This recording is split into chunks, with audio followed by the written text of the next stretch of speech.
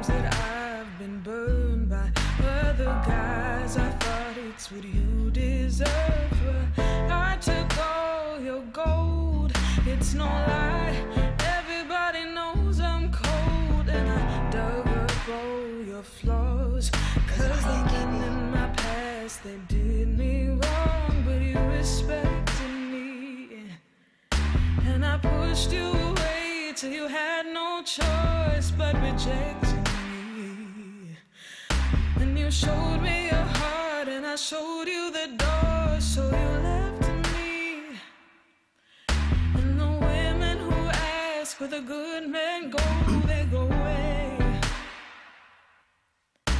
As far as you push them, as far as you push them, away, away, away. As far as you drive them, as far as you drove them, away, away, away. As far as you hide them till you overlook them, away, away, away, away, away, away,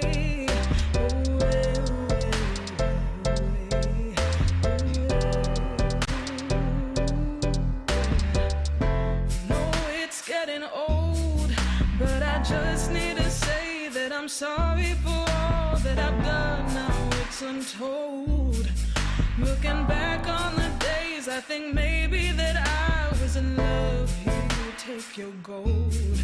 Some poison, this venom, this toxic, oh baby, I'm cold. Let's drop the subject down another 2 degrees.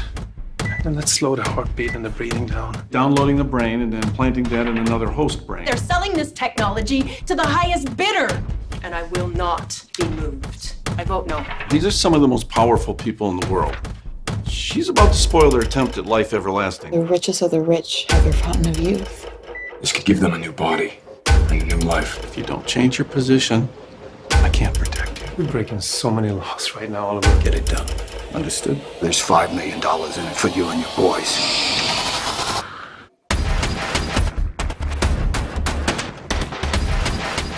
My parents are making to my house. Please don't do this. What happened here? Family's missing. The whole family is missing. I'm gonna help. I need to know what you know. I will let them go as soon as we complete the merge. In her absence, the board has the authority to cast her vote. The purpose of this technology was never so that we could play God. This thing is way bigger than either you or I. Don't worry about the odds too much.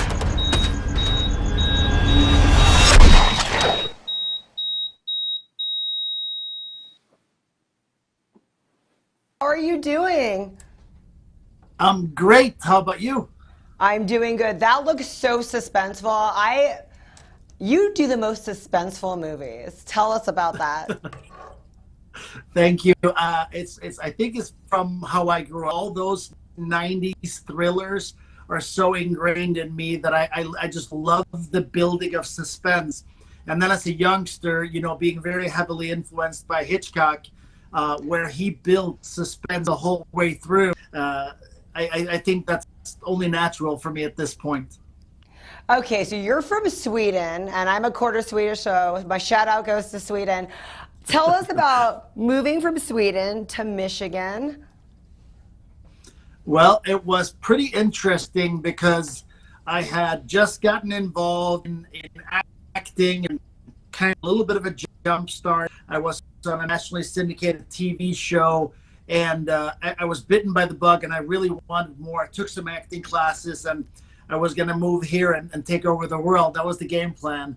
And then I was trying to figure out where I should go and how I should make this all work. And I originally had my aims at New York or LA. And I didn't really know anybody there that was going to be able to kind of help me sustain myself and kind of become my new root. So there was an independent filmmaker in Plymouth, Michigan, who said, hey, I have some roles for you.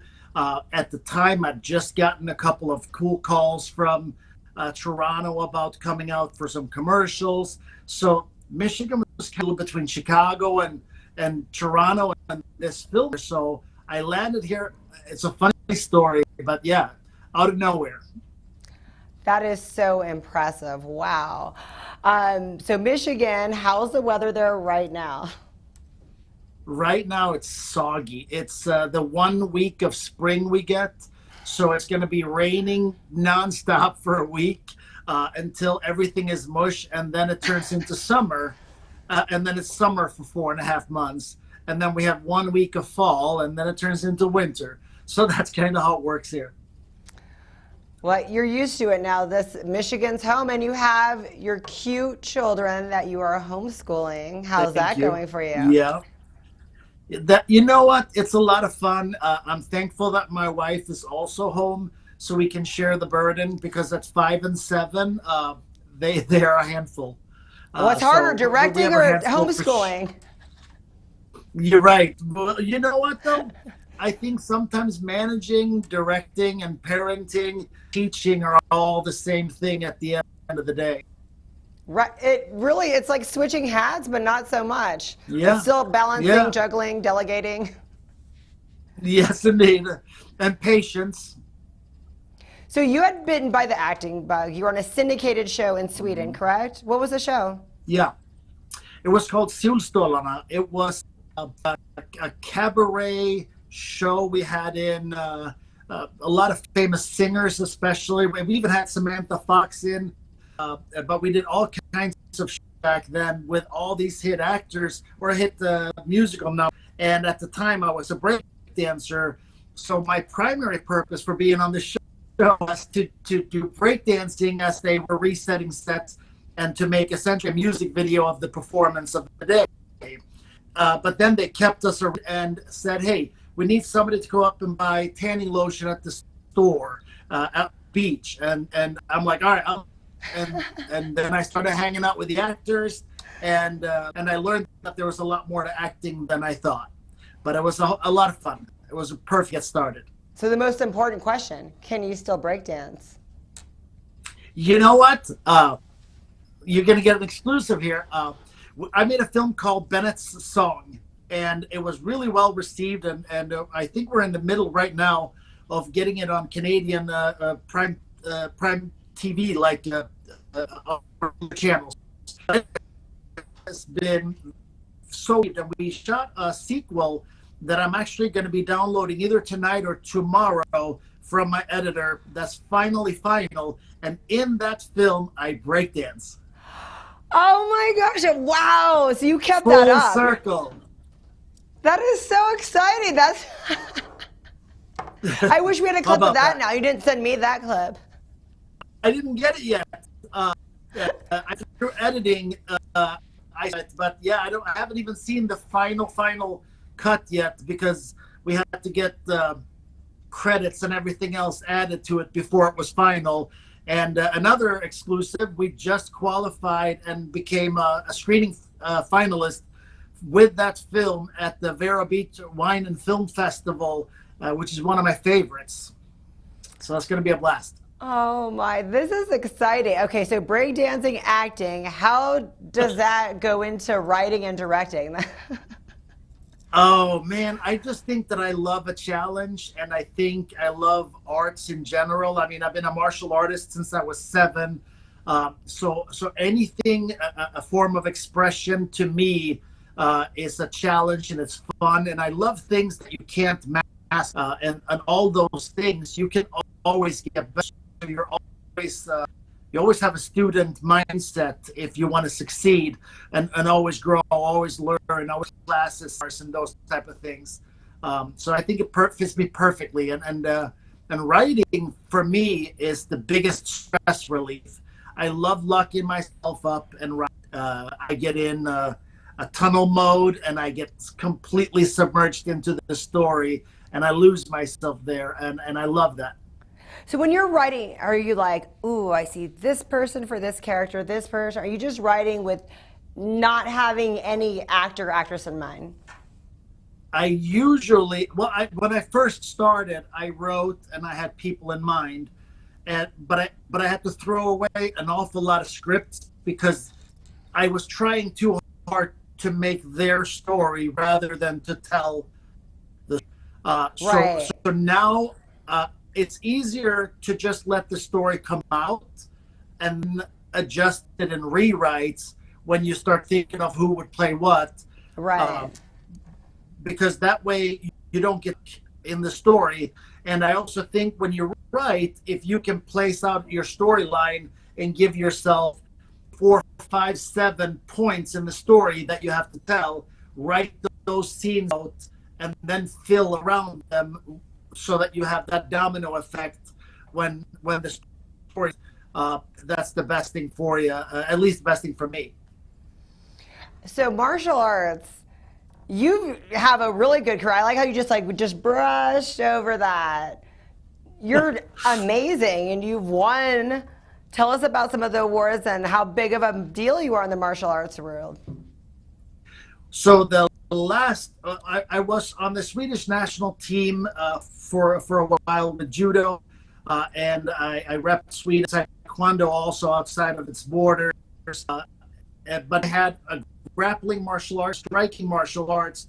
When mixed martial arts and no holds bar and Bushido came around, I was one of the first people that felt like I had a advantage because I was already a mixed martial artist and most others weren't.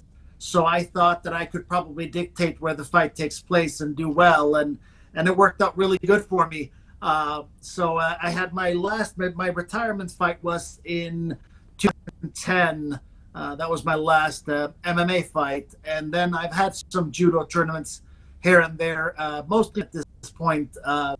But 3 years ago, I retired completely from coaching. But I still do a show on UFC Fight Pass called Warrior Wednesdays. It's WXC. I host and do live fight commentary for some of the best mixed martial arts in the world. It's very, very cool.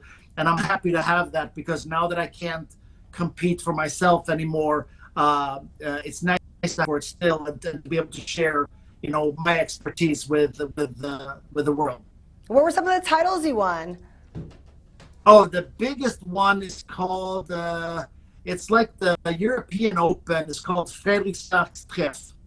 And it's a Danish tournament that pretty much has all of Eastern Europe participating. And that was the biggest win. I went that day 13 matches in one day and won every single one.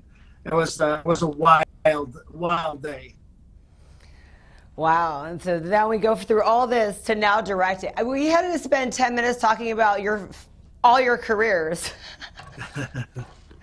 So directing, it came after the writer, simultaneously pretty much, right? Yeah. And what was the first thing you directed? So the first thing I directed was a film. Me and a friend of mine, we were sitting on a film set. We had just both been on Batman vs. Superman, and Michigan film incentives were doing great. We were happy. And then we hear that this new governor is going to cut them. So we're sitting on a film set saying, this is going to be over here soon. What are we going to do?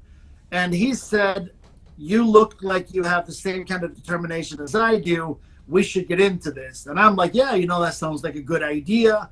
My wife was in the film industry a long, long time ago. Her sister is a multi-Emmy winning filmmaker in Hollywood. Is there some names? Who are these people? Oh, her name is Kelly Parker. She's quite awesome. She even had a film at the last Berlinale, she's pretty special. She does a lot of passion type of projects that go a little deeper, Skid Row type of, a lot of meat, a lot of art, and a lot of brutal beauty, so to speak. I love that stuff. I love when people can bring that. Yeah, she's fantastic, and she's such an incredible asset too. I mean, when I come out, when we have premieres, she's always, nice. She always comes and she always gives her 5 cents about the film progress, and it's so amazing to have someone like that in your corner. So she's awesome. But what ended up happening was we decided that we were going to do this. So we short filmed for a film challenge festival in Michigan. That the winner wins a trip to Sundance, and That was our first short film that we entered. We were in it to win it till the 11th hour, got bumped and didn't get to go. But it was a cool experience for us to start out with something and having, especially right out of the gates when we didn't know a whole lot of what we were doing. We had a $495 Canon 70D. It was crazy that we were even considered, because we were boomed by my friend Walbert's nephew, who we just taught on the fly how to do sound. So that was 4.5 years ago. Think about that. 4.5 years ago, we were doing independent films that nobody knew who we were, and now Betrayed us in 20 countries, distributed by Sony. How did you jump that high? How did you go from that to that? I think first things first is I remember when we watched those first few films that we did, almost all of my friends were saying, "Wow, Harley, high five, that's so great." And I kept saying, "This doesn't look like what's in theaters." So I was always striving to have a product that was good enough to belong. And I think that has, talented people want to work with talented people. So what happens is it's this magnet of people coming towards us, all coming with incredible assets of skill sets that they want to display. And we audition and audition until we find the best.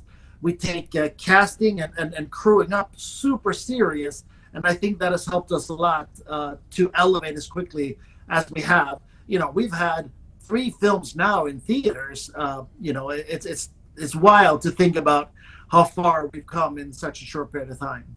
And you've worked with some big names. You worked with Tom Sizemore, Reid. Tell us about working with those people. You know what? So every time I bring somebody in that I haven't worked with before, it's almost always referrals. So I'll talk to somebody. Jan Birch is a really close, good friend from the People Under the Stairs, and he initiates a lot of contacts for me before I bring somebody in. But I usually look up filmmakers who have worked with them in the past, and I check in and say, "Hey, I heard some things, so I want to check on your experience." I've heard a little bit here and there of everyone, but I can for myself and say I had a blast working with both Tom and Tara and all the other ones. John Savage was amazing. That guy is so on screens, he gives you chills. Tom Sizemore is probably one of the best natural-born actors you can find. I know he's trained, but he has a skill that you can't buy. He's on camera. You can't stop watching him. It's just he owns that screen. Whatever you do, he owns it. And it's been a blast. The only one I've seen that's on that level is in that Bennett song Holiday that we just did. Corbin Burnson. Amazing. Holy smokes, that guy can act. I know Psych and LA Law and Kiss Kiss Bang Bang are big credits, but I'll tell you, that guy is still amazing.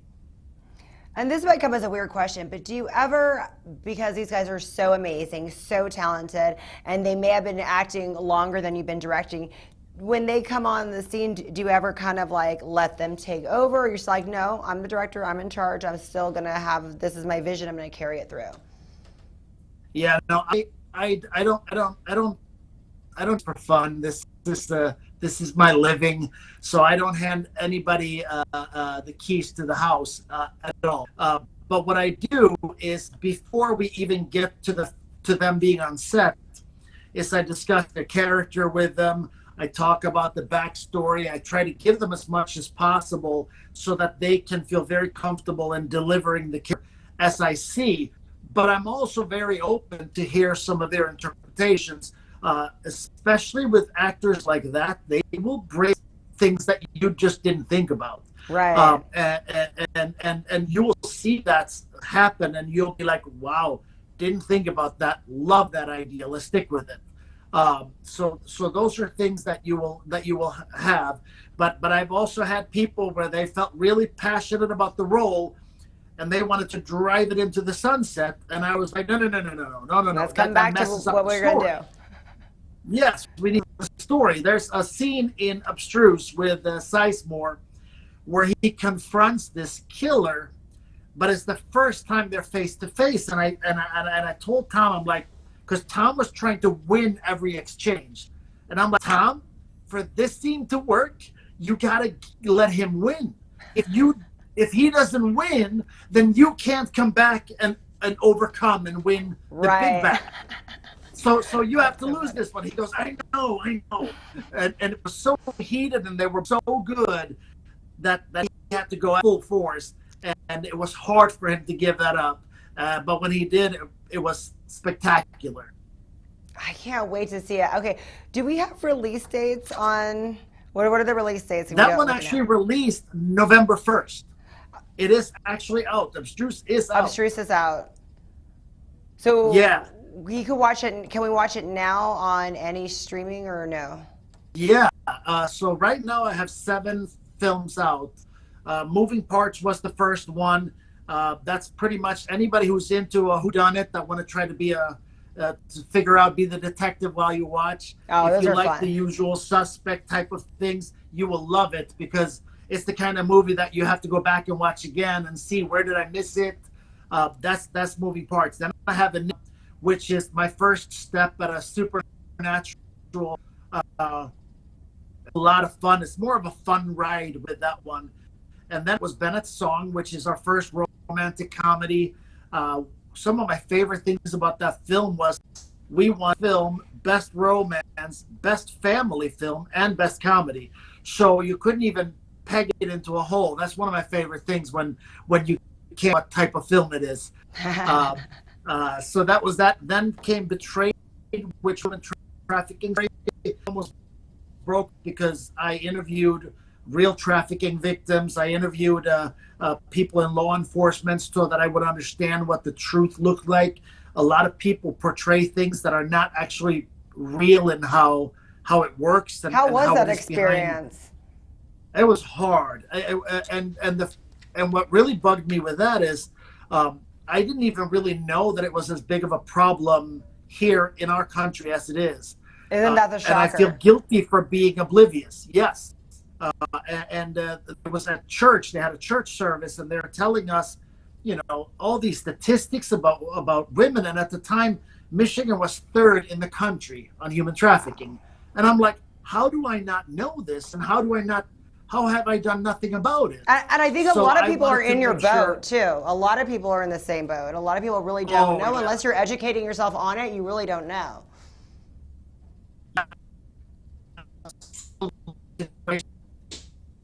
The film that we're going to be shooting this year in regards to domestic violence.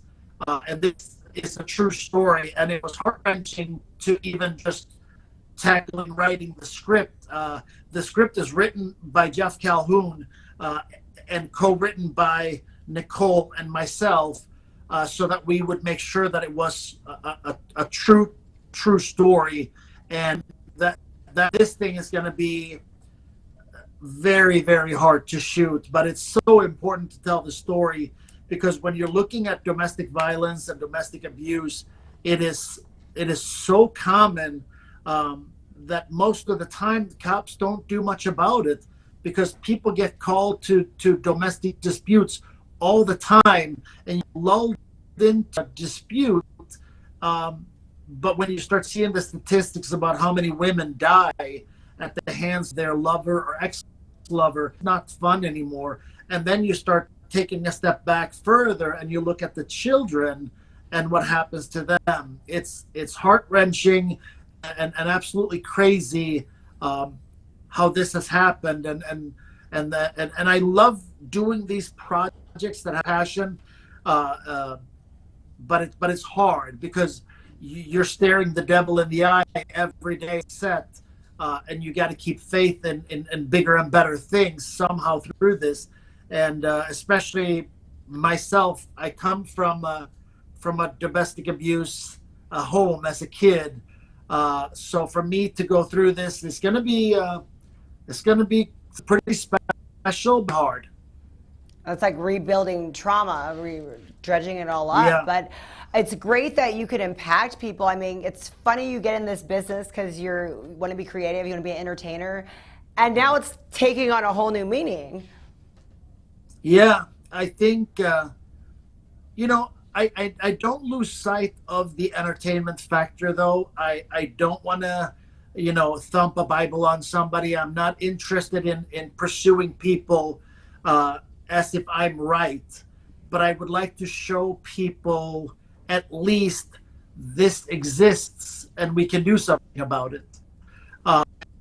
And get some reality out of them. I remember with Betrayed, it was the same thing. I wanted to place it in everyone's backyard and make them realize this is happening all the time in your backyard. Go do something.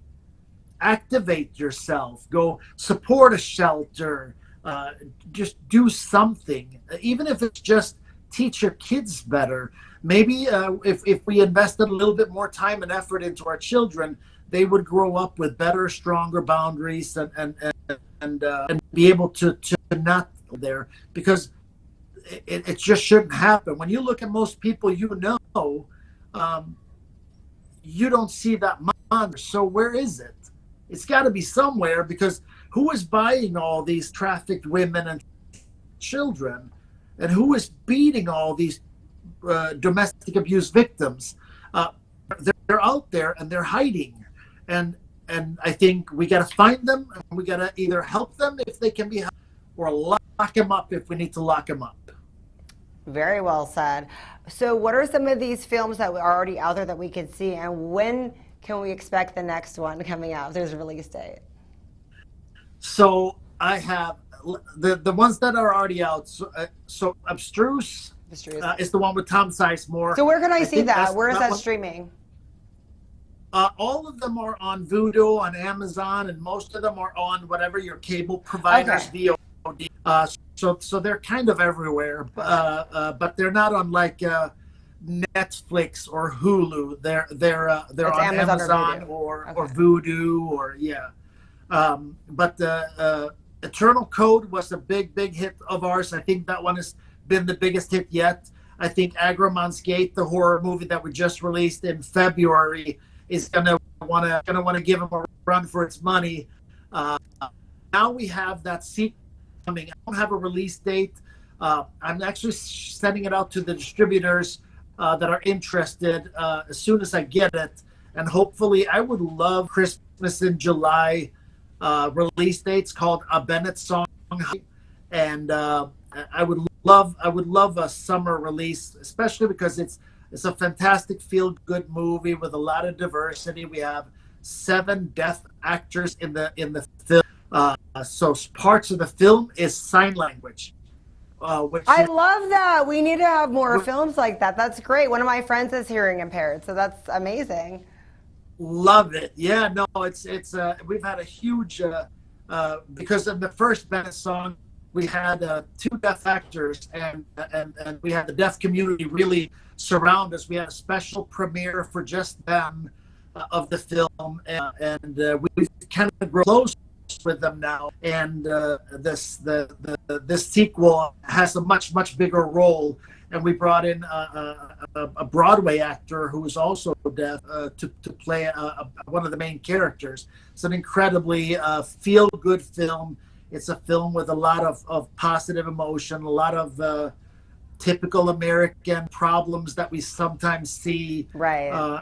And kind of fun at the and then we have a terrifying film that we're hoping we'll have in theaters by Halloween, and it's called Ash and Bone. And if you had Texas Chainsaw Massacre and House of Wax have a baby, it would probably be right around there. It's a very wild, violent film, very different from anything I've done. And that one we're hoping, again, theaters for Halloween. How exciting. And then the last thing is the TV show we're doing right now for Amazon Prime. It's called Tale of Tales. It's a really cool story. I actually play the lead. I hardly ever do in anything of mine. But I was offered the role before I got pulled in to direct and produce and write, for that matter. That sounds like a challenge. I can't believe you did all that. It is a lot. But I have a big team on this one of people beyond myself, so that helps a lot. But yeah, I accepted the role before I accepted anything else because it's such a good role. And it's more in that style of, you know, Breaking Bad and Ozark, of doing bad things to get ahead, learning, living in the gray, and you try to see this guy that you really shouldn't like, but you kind of do. So it's a fun ride. To play the character is a blast because he's I've never played anyone quite him, but Nick is about as selfish as they come. He'll walk over anything he wants, but he's good to the people that help him get what he wants, you know? So he's a wild character to play, but it's a great story, and I can't wait for that one to come out. We're hoping for the same thing with that one, is to have a November probably release of that. Thank you so much, Harley Wallen. You are so amazing. It was so great talking to you. We're going to see one of your trailers, and then we're going to interview William Brower. Thank you so much. Thank you, Sparkle. Appreciate it. Breeze. And let's slow the heartbeat and the breathing down. Downloading the brain and then implanting that in another host brain. They're selling this technology to the highest bidder, and I will not be moved. I vote no. These are some of the most powerful people in the world. She's about to spoil their attempt at life everlasting. The richest of the rich have their fountain of youth. This could give them a new body, a new life. If you don't change your position, I can't protect you. We're breaking so many laws right now, Oliver. Get it done. Understood? There's $5 million in it for you and your boys.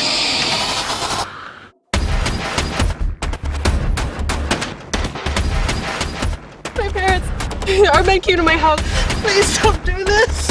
What happened here? Family's missing. The whole family is missing. I'm gonna help. I need to know what you know. I will let them go as soon as we complete the merger. In her absence, the board has the authority to cast her vote. The purpose of this technology was never so that we could play God. This thing is way bigger than either you or I. Don't worry about the odds too much.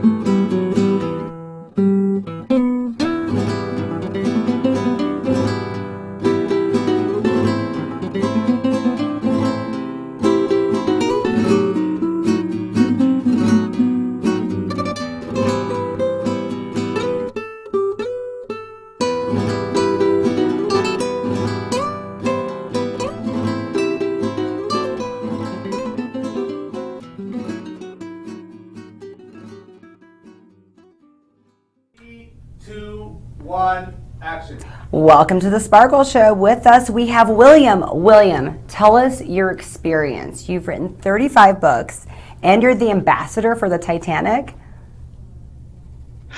I am. I'm actually the. I was the first U.S. ambassador for the Titanic Heritage Trust, based over in Coventry, England, down in the Midlands, and.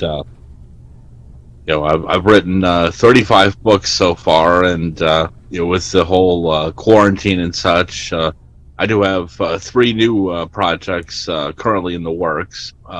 It's just my way of curing the boredom, you know, while staying indoors for the most part. I bet with you, you're never bored. I mean, take us a little bit through your journey. You go to college, Full Sail University. Mm-hmm. And Yeah, you're like, I like history, I like writing. So where does it go from there that you're going to become an ambassador for the Titanic? Well, in a lot of ways, I ended up working a lot of things backwards in life. I graduated high school in '94. Initially was going to go into college doing marine archaeology and deep sea research. Wow. Ran out of funds ahead of time, and I'm the type of person that I don't believe in panicking or anything like that. I'm a very methodical and logistical person. So, when I found out that I wasn't going to be able to pursue my dreams academically, I actually sat down and checked out books on business management, branding, and marketing, and just started marketing myself with my research on Titanic, and doing lectures locally, and gradually expanding from there into doing consulting for teachers and things like that. So where did the interest even come about the Titanic? Because this is before the movie that you were interested, it seems, right?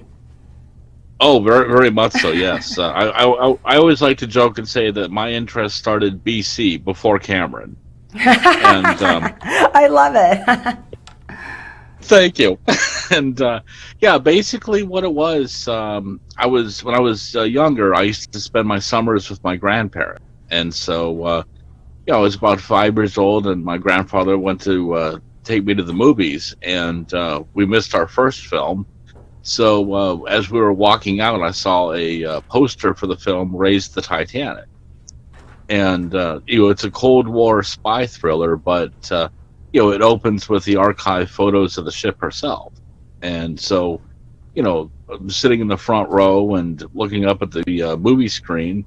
And, by the time I had finished the film, I was already captivated and was almost immediately running almost 1 million miles a second with, was that a real ship? Was that a real person? Did that really happen? And, instead of blowing it off or anything like that, my grandfather actually walked me some of the stuff that he was familiar with about it. And, over the years, just had investing more time and, each additional sum, always using it as a education tool. So, I learned about things such as etiquette and ship navigation, how to plot a course, even getting over a fear of heights from jumping from the high dive and things along those lines. And so, it's through that part that that actually started interest altogether. And then, before he passed, he asked if I would continue the research, and so. That's been ongoing ever since, and wow. It's opened up a lot of doors for me along the way. I will admit that much. I was friends with some of the last survivors. I'm still friends with a number of the descendants of some of the passengers and crew. Are all the survivors passed at this point? They're all passed away because yes, they've like 105 if they were a baby. Okay, wow. How was that, being friends with? Did they remember did they even remember the Titanic? Because I bet they were kids, the ones you were friends with. Most of them did, surprisingly. Wow. And of the 6 that I had, 5 were willing to share their story. The 6th one, even at the time, was still too haunted and traumatized by it. And so, wow. It was, long enough just to say, pleasure to meet you, and I'm sorry for your loss. And, we just kind of left it at that. So how accurate is the movie to the actual story?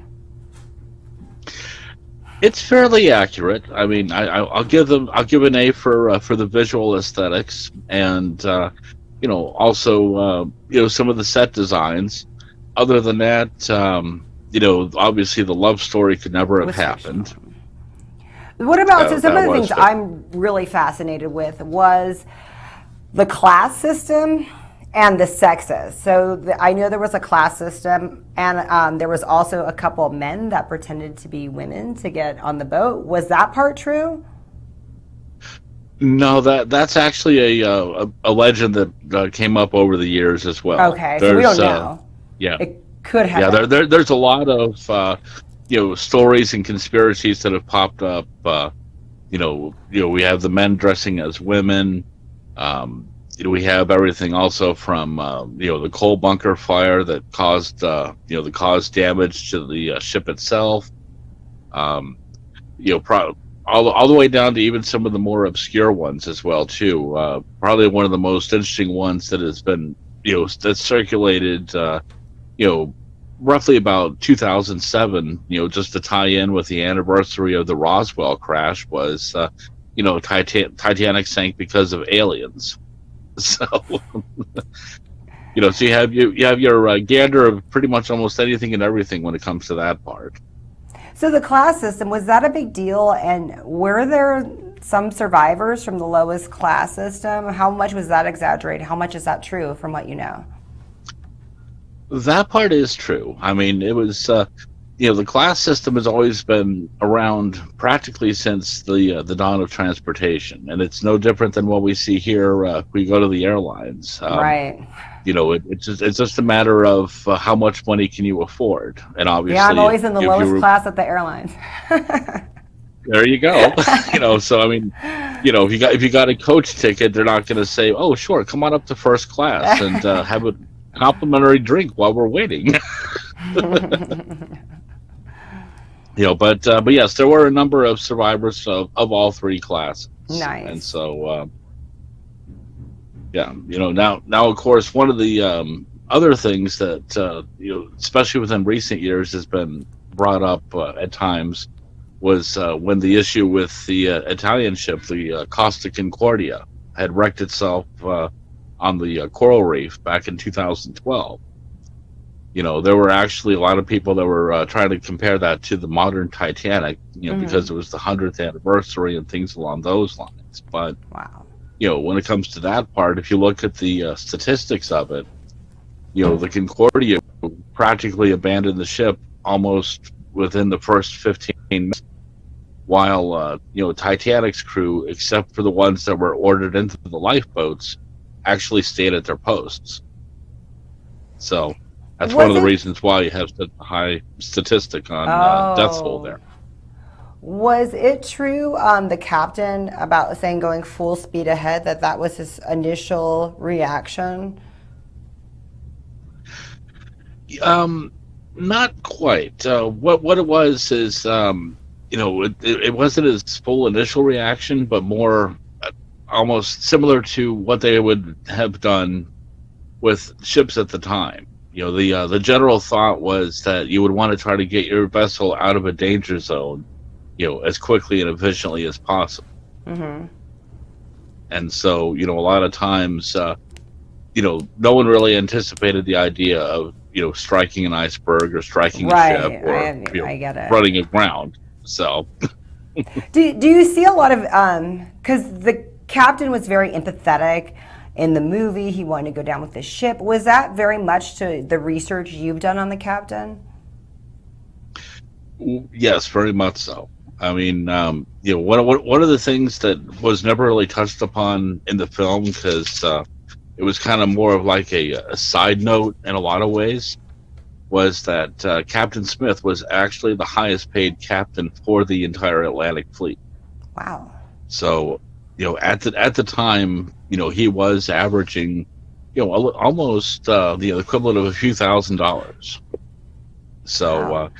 And then on top of that, one of the other things that did, that does, come to light as well too, is the fact that captains at the time, regardless of what shipping line they were on and such, a lot of the lines did offer an additional bonus, if you brought your vessel in without any accidents.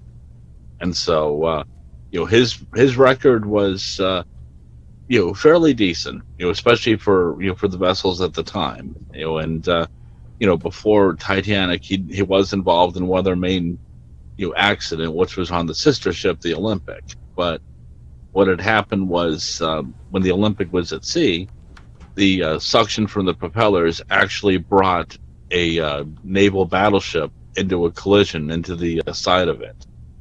And so, again, it was one of those things where, strong suction and modern technology versus almost a vintage style of training. It was just kind of like one of those little minor bumpers, but nothing too serious though. But enough to cause a few ripple effects farther down. Wow, that's incredible. What about the class that did, was it the project where they said they found a way that everybody could have survived the Titanic? That they did a project on that. Did you hear? I'm sure you heard about that a few years ago. I have, and it's one of those things. Definitely, it's awesome to see the class kind of come together and put together a project of that nature. The only drawback is that it's kind of a modern context. Where we could look back on it with a 21st century perspective. Well, hindsight. Is always gonna be, But were they accurate? What they came up with, was it accurate?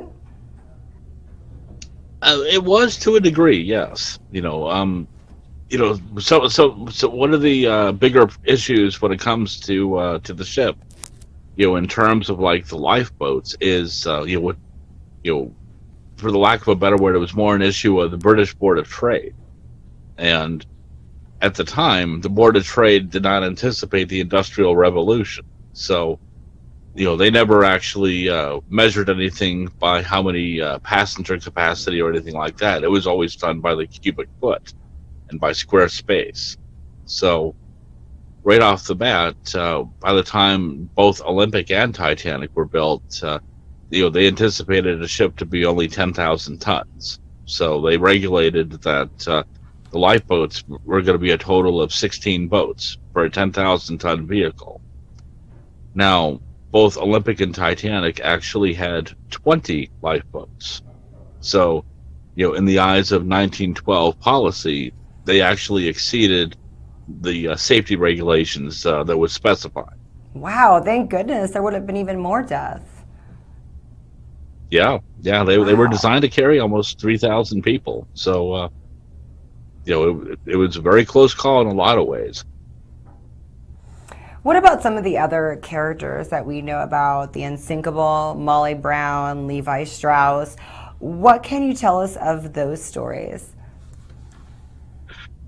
Well, with Molly, right off the bat, she never would have been called Molly, and that actually only came about through Debbie Reynolds and the Unsinkable Molly Brown Broadway play from the '60s and also the film. Yeah, she always would have been known as Margaret. And is her character even like that? Is she this boisterous lady, or was she different than how she's been portrayed? Oh no! She was very, very boisterous and very outspoken. In fact, one of the other little side notes about her that doesn't always make it into too many films. Believe it or not, she actually tried running for Congress before the suffragette movement even was established. She felt that, women can do and speak their own minds without having the need of a permission from the husband and things along those lines. And so she was very, very forward thinking, compared to the rest of society. And what was her life like after the Titanic? After Titanic, she actually utilized her experience, to help, as a means of bringing in some speaking engagements and also for donations towards a whole bunch of different charities. She was always big on everything from education all the way down to, even labor statistics. She assisted a group of miners that had been on strike and had actually been attacked by their corporate bosses, and so she came to their aid only a few years shortly after Titanic. And so other than that, she also wrote a number of different articles and journals, likewise still staying within the same context. So she always made it a point to be very generous and philanthropical on so many levels. That's amazing. What can you tell us about Levi Strauss? Well, I think you mean Isidor Strauss. Oh, I'm sorry. You're right. The original Strauss. Okay, that and then Yes. I got it. No worries. Levi Strauss manufactured blue jeans, and are currently available online. But I think with Isidor, on the other hand, he, just like a lot of many other of the passengers at the time, he was also very much so a affluential gentleman. But He Levi was, Strauss is the a descendant co-owner- of, isn't Levi Strauss the descendant of, right? Descendant of? Yes, it's Okay, within the just same making sure. family. I was like, wait, there is I a mean- connection. It's just that's, okay, I get it. There's a connection. Yeah, So I mean, who is it's- Isidor to Levi? Well, I mean, it's basically more just out of name alone, more than anything else. There isn't a full direct lineage on there that Kind of like the that Vanderbilts. I've It's a been very big informed. family where there's multiple. So we don't exactly know Yeah. how, but they would. Okay, got it. So tell us a little bit about Isidor. Well, Isidor actually was the co-owner of Macy's, and he was very, very devoted to his wife Ida. In fact, they had been married for almost 42 years, and even though their birthdays were a year and almost 2 or 3 days apart, they always celebrated it on the same exact day together. Aw, that's so sweet. And so, understandably, although you don't see it, except for a 4-second cameo in the Cameron film, the Strausses actually were so devoted to each other that as the ship was going down, Mr. Strauss was offered a chance to get into one of the lifeboats because of the fact that he was a senior citizen, and he chose to die he with his actually wife. had said, "Yep." Oh my God! Exactly. That's the best part of the movie. So to know that was true really makes me happy. Oh, it is, and admittedly, there are cases. A lot of people actually did write to Cameron and the production crew because their dialogue between each other is actually immortalized in almost every single Titanic book in print, and and that's because of how many witnesses actually overheard it. Because for starters, Isidore refused to go into the boat. He said he was not going to go before the other man. What a hero! And then, his wife actually stepped into the boat at first, and then she came back out. Oh my and gosh! then she actually stood next to him and said, "We've lived together for many years, and where you go, I go." That's the real story. That's what they should have based the story on. I'm sure you have your opinions about Jack and Rose. Jack. Yeah. Do you want to share that? I'll say this much: great job on the acting. Yeah, definitely. We like both the actors. So, yeah. I think we're all in agreement on that. Yes. Yes, I can definitely agree on that one. I mean, Kate and Leo definitely know how to perform the craft, and I also will give them extra props too, because this was one of those little secrets that didn't come out until years later. But among the survivors, one of the ones that I'm closest with was the youngest one, named Milvina. And believe it or not, in her later years, Kate and Leo actually helped care for her well-being at the senior center and things along those lines. That is sweet. So they helped an actual Titanic survivor? Yeah, they did.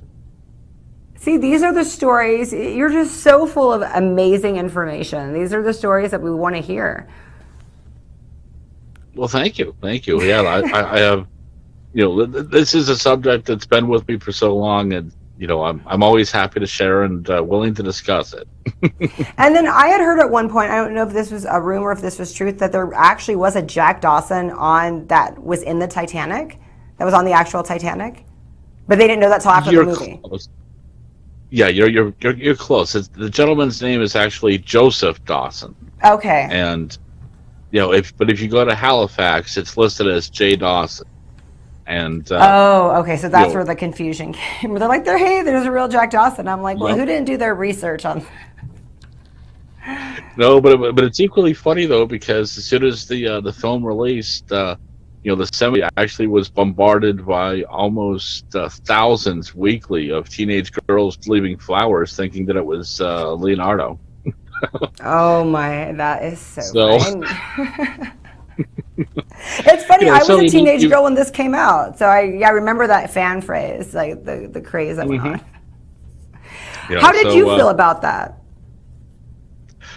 I thought it was fantastic. I really did, because in a lot of ways, a lot of my friends that grew up with me, we used to tease each other because they had to put up with it, hearing from me and my research on it for so many years, and they finally, by the time the film came out, a lot of them came up to me. It was like, you were right. This is actually a lot more interesting than I originally thought that it would be. And, I was like, well, yeah, I know. You only read 2 books. There's more, but yeah, it's very fascinating. So you wrote about the Titanic. You have multiple books on the Titanic, correct? Or just... Yes, I actually have 5 on the Titanic, on the ship itself. Mm-hmm. So tell us about the other 30 books you have. I could talk to you for hours about the Titanic, but I want to know what else you do, because you're so super interesting. Thank you. Well, let's see. Of the other ones, I have a fantasy series that I had worked on since high school, and that's all stemmed from my combination of my love for history, mythology, and literature. But it's not exactly the Robert Howard Conan the Barbarian type, but more of a young hero who is more prone to being a victim of PTSD, and has to learn not only to face his own demons, but also how to learn to be diplomatic in a world that has been divided by a 10,000-year civil war. So how many books are in this series? I have 6 books in that series. And you've been writing it since you were in high school? Yep. Amazing. Yeah, a very funny backstory with it. It's almost like my own personal hero's journey. I originally started writing it in my freshman year, and I was in my science class, and I was actually getting bored with the lecture because the teacher was talking about plate tectonics, and I had read up on that particular subject over the course of the previous summer, because I was going to actually write a short story about earthquakes. And so, I didn't pay attention to the lecture and was just kind of zoning out. And there was a gentleman sitting to my caddy corner diagonal from me who was sketching. And so I, had leaned over and, I whispered and asked him if he knew how to draw a minotaur. And, he just sat there and, handed me a sheet of paper 5 minutes later. And within the first 15 minutes of class, I already had an outline put together. And, by the time I finished that particular day, I had the first page. And then, from there, it just turned into its own little story. And, it picked up, a fan base among my classmates. And my personal favorite, and I ended up having multiple visits to the school psychologist because of it, because I was actually getting very, very in depth on a lot of scenes. And so they were like, "Now listen, we need to ask you about this battle scene, because there's a lot of blood and there's a lot of violence here. Can you please tell me where you came up with this? And do we need to be concerned?" And I was like, well, yeah, I can tell you exactly where I came up with it. I was reading a book called The Art of War by Sun Tzu. And like, oh no, that's her book. Where did you find upstairs in the school library? What? Well, yeah, if you don't want us to read, why are you stocking it upstairs?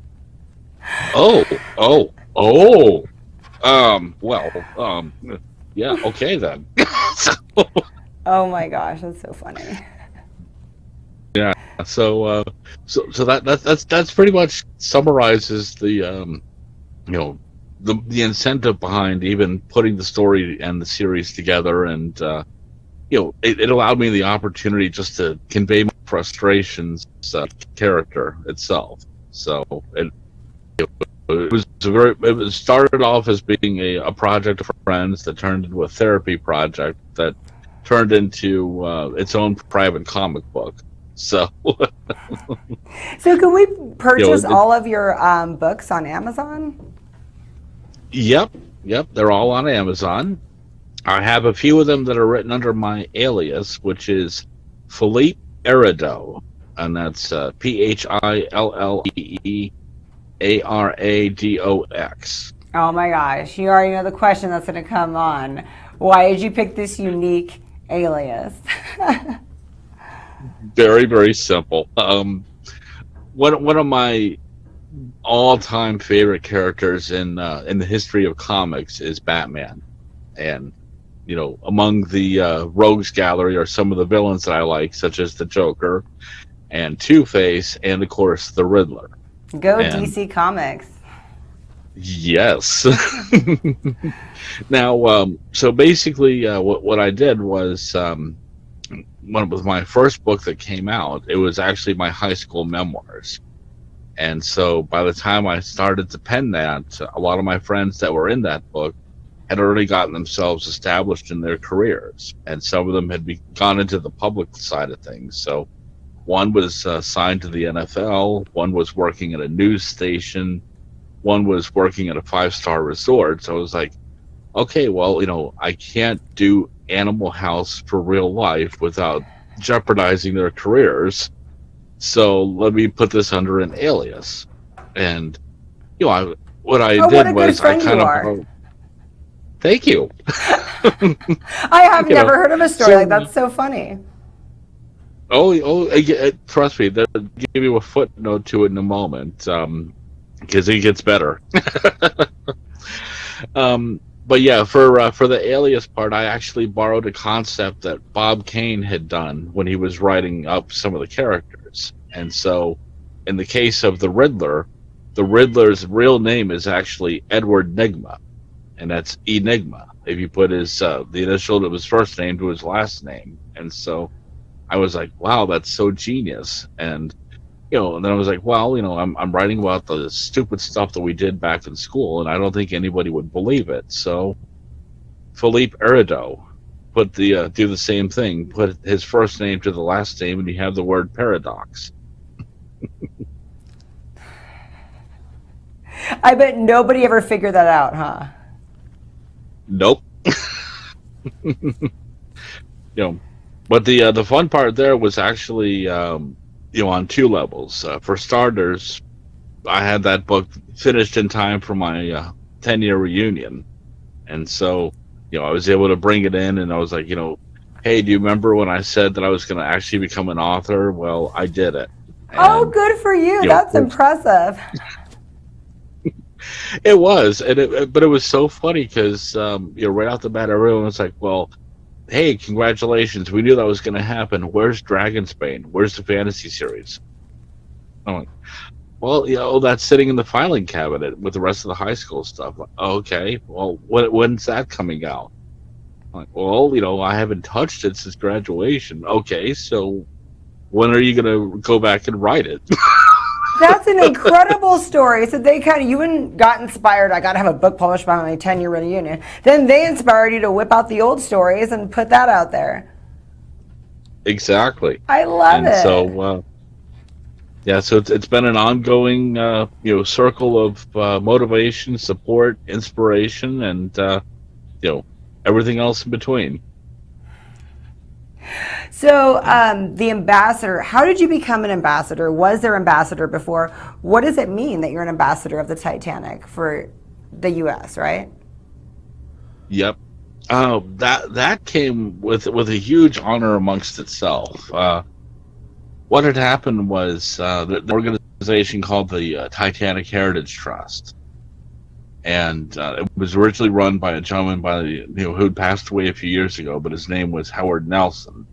And I had heard of the trust over the years, just in the course of doing the research, and I had really liked a lot of their views and values, in terms of making sure that research would be available for the public, and that things were being handled with utmost respect towards the families of the victims and to those who were affected. And so I had reached out to him, and we had started a series of correspondences, and then it just developed into a friendship. And so within the short amount of time, he was like, "You've done a lot for preserving the memory of the ship, and you're not a descendant, and you don't have any ties to the ship."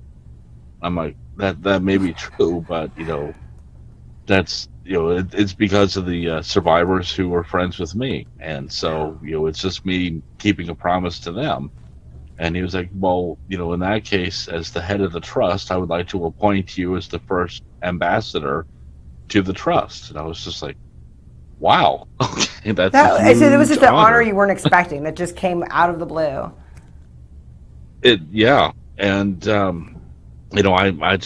thanked him, and we left it at that. But within about a week and a half, I received official ambassador's papers in the mail from England, and that's how it works. I have them sitting up on my wall in my little frame with just for inspiration purposes. And I was able to utilize that just to help write additional articles for the magazine that was done through the trust, and also meet additional descendants who would have otherwise had been private. So it helped to open up a lot of doors, and also helped to solidify my research even further. That's so amazing. This whole journey you took us through. I mean, it's really inspirational, because basically it shows you could be a fan of something and make a career out of it. Mm-hmm. Yeah, very much so. I mean, one thing I always tell people is to follow your passion, because you never know where it's going to take you, and you never know what doors it will open for you. And did you meet the cast of the Titanic? I did not. However, I had the next best thing instead. I actually have a copy of the script signed, and then I interviewed one of the side members who was part of the cast, a gentleman by the name of Lewis Abernathy, and that within itself was a fun little sit down chit chat, and just to see that he was actually as gregarious and also as loud and funny as what you saw in film. That was actually him in real life. So wow. Just shows more on how the craft can sometimes blend the fine line between the character and the person. So you were saying we follow our dreams, we follow in our passions, and it could lead to much success. Very much so, yes.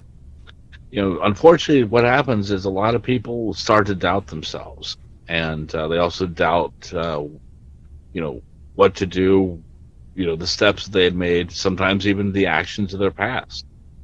And, as soon as you start doing that is when you're going to actually start putting up your own personal barriers.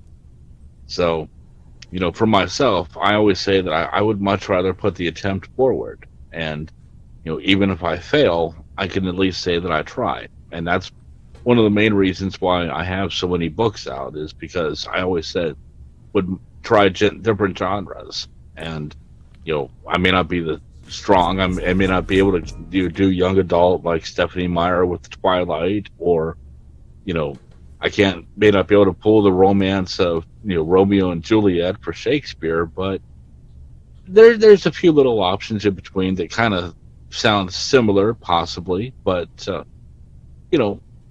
it's always fun to say that at least the effort was put forward, and at the end of the day, it's time to try something new. Well, thank you so much, William. I appreciate so much. This was so much fun today. You're I think everybody watching this is just, loves the Titanic, is going to love to go back, and this is such an incredible story. Thank you so much, William. Well, thank you so much for having me. I really appreciate it.